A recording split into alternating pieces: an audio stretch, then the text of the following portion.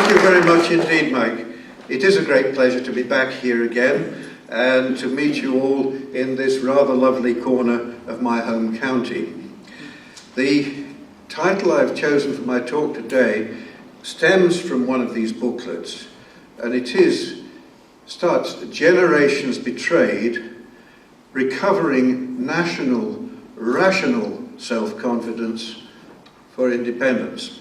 And I'm going to start not with a quotation from scripture, but from an ancient Roman, Marcus Tullius Cicero, an orator and defender of the constitution of the ancient Roman Republic. And he said, "To be ignorant of what happened before you were born is to remain a child forever." Well, Cicero knew this 2,000 years ago, and so do our political masters today. And by the measure of Marcus Tullius, the people of this country, particularly the young, are being kept deliberately in a childlike state of mind, rootless and easily manipulated, according to the politically correct dictates of our EU subordinate government. And I give a couple of examples here. The Royal Air Force Association recently conducted a survey which showed widespread ignorance about the Battle of Britain. SAFA, the Soldiers, Sailors and Air Force Association, conducted a similar survey about VE Day, which revealed that over half of the 18 to 25-year-olds did not know what VE Day celebrated. 38% could not identify Winston Churchill as the Prime Minister of the time. Rather more worryingly, 7% thought it was President Kennedy, 7% thought it was Margaret Thatcher, and 4% even thought it was Tony Blair. And they had little sense of chronological sequence. 38% believed that the first moon landing, Britain's entry into the European Union, and the fall of the Berlin Wall had all happened before VE Day. And a 2004 survey by the BBC showed that half of the 16 to 34-year-olds did not know that the Battle of Britain had happened during the Second World War. Now, more worrying still, a survey of results from 2006, 2007 and 2008, published in 2009, showed that undergraduates in the top 15% of academic achievement were also extremely ignorant. And here are the percentages of correct answers to the following questions. Who was the general in charge of the British Army at Waterloo? 16.5% could manage that one. Who was the reigning monarch when the Spanish Armada attacked Britain? That did somewhat better, 34.5% got that one right. 40.5% knew the profession of Isambard Kingdom Brunel. But when it came to a question, name one Prime Minister of the 19th century, only 11.5% could manage an answer. And when asked in what country was the Boer War of 1899 to 1902 fought, 30.6% could get the answer. Now, Professor Matthews of Cardiff University, who set these questions, also recounted how students in a typical tutorial had never heard of the Reformation and did not know what was meant by the term Protestant. He said, "This implies that all things being equal, 85% of my undergraduates' age group know even less than they do. In other words, we are looking at a whole generation that knows almost nothing about the history of their own or anyone else's country. And this is an outrage and should be intolerable." And details of how this appalling situation has been deliberately, officially fostered by the progressive educational establishment can be found in our CIB booklet on the National Curriculum for History, entitled Generations Betrayed, Cutting the Roots of Our National Identity. Researched and written for us by Chris McGovern, a very experienced headmaster, who also leads the Campaign for Real Education. Now, we commissioned this booklet and other studies with the help of volunteers because members of CIB serve in the Civitas programme of information about the EU, speaking to sixth forms in balanced debate with representatives of the European movement. And I've done this for about 8 years now, and until quite recently, I won every one, often by landslide majorities. Well, pride goeth before a fall. Around 2 years ago, I had the salutary experience of losing a debate with an MEP who advanced very little of substance, except to say to these young people, the European Union is like a family. Like your own family, it's not perfect, but you would be very lonely without it. He said a bit about the opportunities for study and careers in Europe, and that the EU was democratic because he was elected to serve in the European Parliament. He urged pupils to take an interest in politics and concluded his speech by saying, because one day, one of you could be President of Europe. He really did. It was like a child's bedtime story, and it was mortifying to lose to such tripe when I had made my usually successful reasoned case. Now, the next school I attended had an organised group of Pakistani boys who were determined that I was a racist. When I pointed out our unfavourable balance of trade with the EU, I said, so our biggest export to the EU has been skilled British jobs. And we have got back shelf stacking and spanner and screwdriver work in exchange. And to them, this was proof positive of my disrespect and hatred for immigrants. Now, at this school, a large proportion of the pupils abstained from voting. I don't know why. That was something I'd not experienced before. And the school was later the subject of a complaint because a lesson on the Holocaust of the Jewish people included a UKIP logo in association with the symbols of Nazism, fascism, and racism. And I'm in touch with 3 other speakers on the Civitas programme who I know well, one in Shropshire, one in the West Midlands, and one in London. All experienced speakers, and they all report a similar experience. From always winning, they quite suddenly went to always losing. Now, I think that the general politically correct multi-culti indoctrination has played its part, but the EU itself has been very active in providing materials for schools, starting with infants where they provide nice colouring books and games and that sort of thing. And it moves up to course materials for older pupils, and there's even a comic book hero called Captain Euro, who's a little bit like Dan Dare, for those of you who remember the Eagle comic, but European, of course. Now, I don't think it's likely that we 4 experienced speakers in different parts of the country all just went off our form simultaneously. Something else had happened, and I believe that a long-standing programme of subtle indoctrination has now worked its way from infants to sixth form. And this is known to our enemies, and I believe that this is what is behind the demand for votes at the age of 16. All the youngsters I have addressed will, of course, be of voting age when the referendum comes. But there was one bright ray on the horizon, because a year later I returned to the scene of my first defeat and won the debate, but only by a modest majority, with a slightly amended presentation. It included a fair amount of emphasis on youth unemployment in the Eurozone and the terrible tragedy of Greece, where babies are actually dying because of the collapse of the Greek National Health Service, defunded by the order of the EU authorities. So the blob, as some people call the progressive educational establishment, can be defeated by adjusting our approach to something which is still genuine and factual, but with a stronger emotional content. So we have a population with rapidly changing attitudes, and indeed changing racial composition too. Yet many of us long-serving activists in the independence movement have not shifted our ideas to match. I'm not suggesting that we relax our determination to win our independence, but we should adjust our outlook to take account of people as they are and the institutions of the EU as they are today, after over 40 years of our self-inflicted subjection.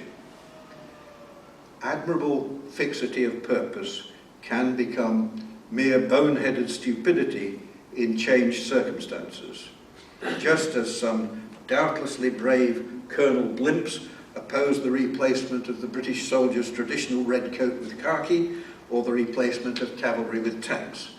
Different times call for different methods, strategy and tactics. But some people think they have the gift or the office, or just perhaps they're deluded, of immutable infallibility, rather like the laws of the Medes and the Persians, which altereth not. And one might ask, where are the Medes and Persians today? Now, this audience will certainly know the 6th chapter of the book of Daniel.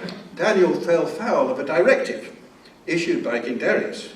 The king found that this directive was unalterable according to his own rigid law, which we could call the acquis communautaire of its day.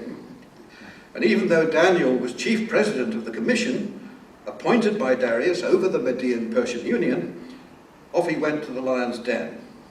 And the Medes and the Persians were not quite as advanced as the EU, and had not invented the rule which makes officials permanently immune from the law.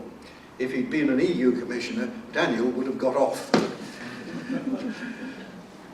Those of us who do not have inflexible infallibility have to look at situations as they arise, and although it can be very strenuous and painful indeed to change our minds about strategy and tactics while sticking to our objective, when the facts change, or when previously unknown or unconsidered facts come to light. When the independence movement was a scorned small minority, it was very sustaining to us to know that we were right and everybody else was wrong, and that they were furthermore acting illegally and unconstitutionally. We thought that with the arrival of the great day of liberation from the European project, there would be a glorious deliverance, our chains would fall away, and the world would watch in amazement as Britannia waived the rules. And all became sweetness and light.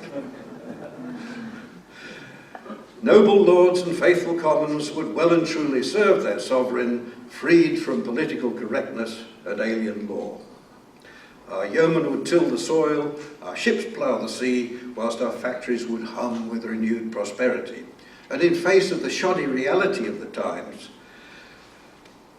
the utter scorn and contempt of the powerful, economic decline, many sparsely attended meetings in drafty, comfortless halls, and occasional infighting amongst us of astonishing viciousness, it was a noble enough myth and aspiration to sustain many of us through long decades of dispiriting, unrewarded toil.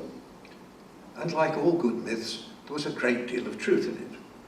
But as the prospect of actually leaving the EU moved from pure imagination into the realm of political possibility, it became clear that the world was a far more complicated place than this myth allowed.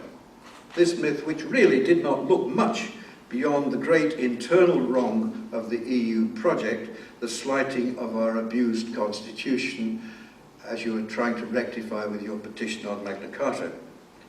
Now, we live by trade, and global trade depends on global regulation, global standards of goods and services, in which the EU has a small, declining part.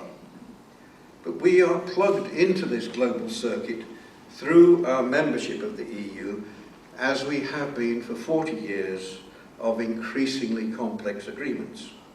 And simply to repudiate these treaties, which were freely entered into by our own elected governments and parliaments, would not only create enormous, quite unnecessary economic dislocation, uncertainty and chaos for ourselves, but would be a return to the ultimatum style of diplomacy favoured by Hitler and Mussolini, which so blighted the last century. not really very British way of doing things, and it would certainly rebound to the great loss of our industry and our country's reputation. We do not actually have the excuse of a Versailles Treaty imposed upon us, because the EU has taken nothing which has not been freely given by the parliaments which we elected under no discernible duress, but with a great deal of deceit by our political class. One analogy to the people who I call the Repeal the European Communities Act and Tell them to clear off brigade is with the sly manipulation of the terrible toddler in a tantrum, throwing all his toys out of the pram and expecting the crying grown-ups to soothe him and bring them back. They sell more to us than we do to them, so they'd have to, wouldn't they? They say, and that's the thinking. But I doubt whether the grown-ups would oblige. Now I can understand and indeed share the anger which fuels this attitude, but to take such a risk of disruption with the economy of a whole nation, trusting that all would simply be all right on the night, is not sober calculation, but a reckless cavalier folly. And what's more, there is absolutely no need for it either. Now, whilst enthusiasm will undoubtedly be called for in massive quantities, it has to be channeled to winning moderate, presently uncommitted opinion to the cause of independence. The object of fighting a referendum campaign is to win it, not to create an emotionally satisfying campaign experience leading to glorious defeat like the charge of the Light Brigade. As a French general remarked of that occasion, "C'est magnifique, mais ce n'est pas la guerre." What raises a cheer at a CIB or UKIP meeting will be much less inspiring to a couple with a heavy mortgage whose income comes from jobs supplying the EU market and depending on unbroken continuity of trade to keep up the payments on the family home. Now, whilst the reasons for leaving the EU are deeply constitutional and political and indeed religious, the arguments being advanced today are overwhelmingly economic. And that was just the way it was when they took us into it. And in the Sunday Telegraph of the 28th of July 2013, Mr. John Lidston wrote, "From 1961 to 1972, as part of a team of key businessmen, I spoke at meetings throughout Britain, arguing the case for the United Kingdom to join, for trade purposes, what was then known as the European Common Market. The case for enjoying favourable access to a marketplace of millions of people was overwhelming. Had Ted Heath, the chief negotiator, told the British people what the long-term consequences of joining the EU would be, I and my team would never have supported such a policy." And we now know from government documents released under the 30-year rule that they knew exactly what they were doing. Well, that common market with the EU and other countries does now exist in a separate institutional form, completely separated from the political structure of the EU. And it's called the EEA, the European Economic Area. Independent countries belong to it and to EFTA, the European Free Trade Association. Now, whenever you hear some prominent businessmen, there have been a lot of them recently, insisting that we must stay in the EU, it is the access to the EEA, the European Economic Area, that is what's commonly called the single market nowadays, to which he's referring, and not to the odious political superstate structure of the EU. The independent countries in the EEA are right outside those political structures, not subject to the rulings of the European Court of Justice, that politicised pseudo-court which enforces the decisions of the European Commission. These countries are able to take their place on the world bodies which regulate global trade, and this is not much known, and increasingly tell the EU what to do. They can also make their own trade agreements and treaties with all the countries of the world on their own terms. Britain cannot do either of these things, but always has to go along with the common position decided for us by the EU. Goods and services from EEA countries enjoy access to the European single market on terms scarcely different from those which we have as a member state of the EU. Because when we leave the EU, it'll not be a matter of pulling up the gangplank and sailing away. The EU countries will still be our neighbours. We have no quarrel with them, and every reason and possibility of being on good neighbourly terms.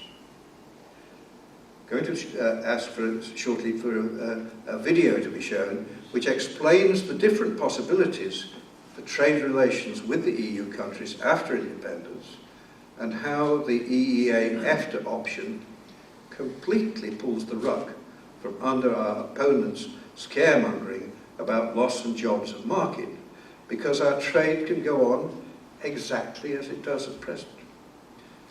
Behind this video stands much detailed work by Dr. Richard North of the EU Referendum blog and by Robert Olds, director of the Bruges Group, tabulated in great detail in a plan which they have called not Brexit, but Flexit, because it is flexible, adaptable, and capable of continuous updating. It's not perfect, but it takes account of the world as it is, and because it is a ready-made, off-the-peg solution, could be negotiated very quickly after a referendum decision to leave, without the need for a single day's uncertainty or disruption of trade, which could be so disastrous for that couple with the big mortgage, whom I mentioned earlier, and indeed for their employer. There will be no need to make a drama out of a crisis, because there need not be either. May I have the